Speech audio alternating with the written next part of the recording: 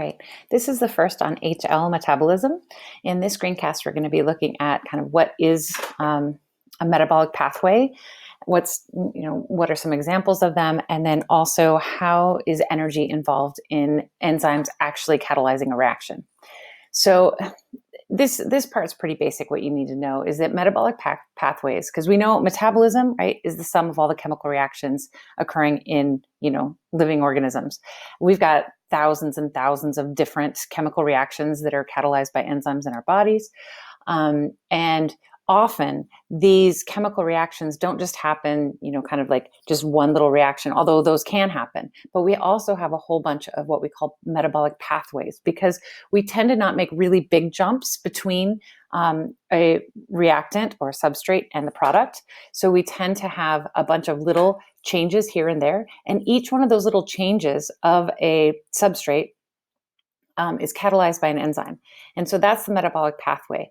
So metabolic pathways are a bunch of little changes to go from an initial substrate into the final product that our body's actually looking for. This is actually an example of a metabolic pathway here that you need to know. This is threonine, which threonine will actually end up being converted into isoleucine, which is needed by the body. And so you can see, instead of just going from threonine to one enzymatic reaction to getting to isoleucine, there's a number of little changes that happen with these intermediate steps. And each of these steps are catalyzed by a different enzyme along the way. So in this pathway, we go from threonine down to the end product of isoleucine. We're going to come back and look at actually how this works in what we call end product inhibition in our next screencast. Okay, some of our our metabolic pathways are actually also cycles. So it's not just like one to the other. You don't go from a beginning to an end product. It happens to be that the end products tend to be part of catalyzing the original one. And so photosynthesis has a very important metabolic pathway called the Calvin cycle. And that's, a circular, a cycle pathway where the final product of this Ruby P is what's initially used in the first bit here. So it cycles around and around. We also have this in cell respiration with the Krebs cycle. Okay, so metabolic pathways, they're chains and cycles to go from, some initial substrate, a bunch of little changes made to it constantly along the way with a bunch of different enzymes at each step. And then we get to either a final product, or that final product is going to be used again in the initial product, and so on and so forth. Okay. Now, the next thing we're going to talk about in the screencast has to do with the idea of the energy necessary for a chemical reaction to occur. Now, when we're looking at energy in one of these, metabolic pathways or a metabolic reaction, in this one, we're going to be just focusing on exergonic, meaning that energy is going to be released. There's going to be more free energy available to do work once the products are released than there are in the original. So if we have lactose, for example, and we break that down into glucose and galactose, some energy gets released from that being broken down that our body can use to do work.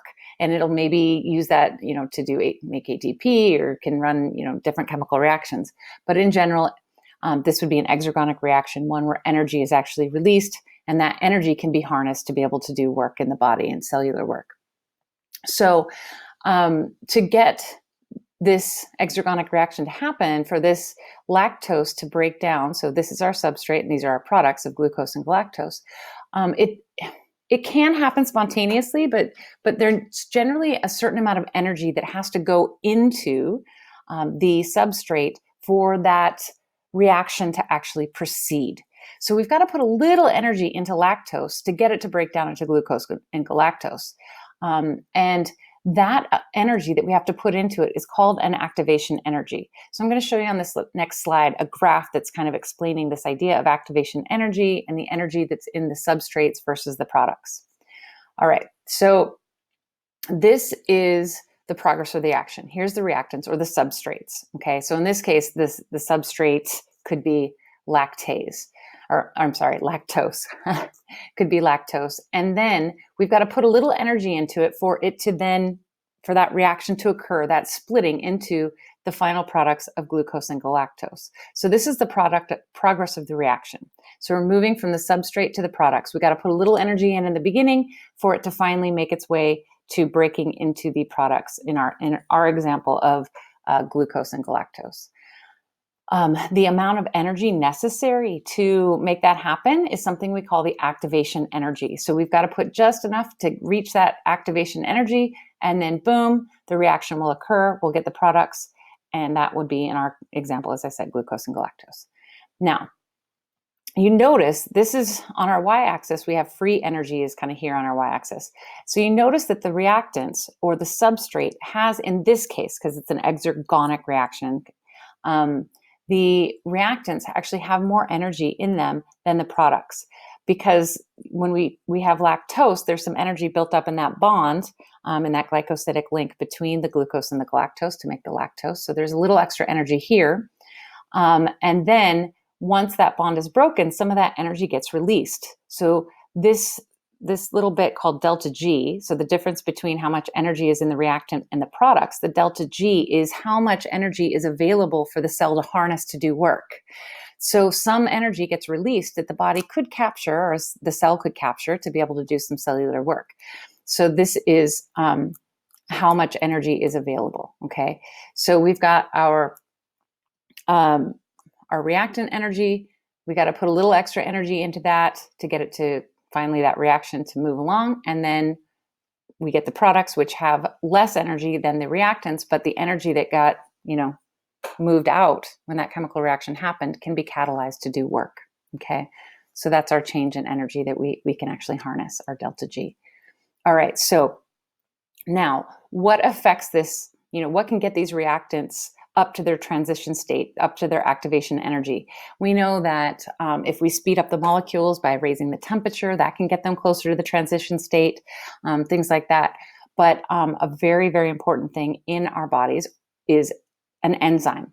So enzymes can actually lower the activation energy, so the amount of energy that we need to put into the substrate to get it to transform into the products. So you can see this is basically the same graph.